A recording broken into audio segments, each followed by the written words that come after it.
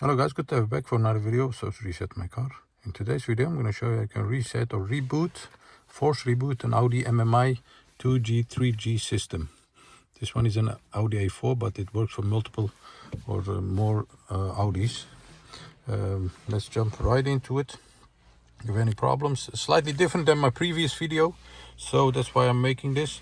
Press the menu button, the wheel button and the top right corner for about 5 seconds, and you'll see 1, 2, 3, 4, 5, and the multimedia MMI system will go black, and wait for it to restart again.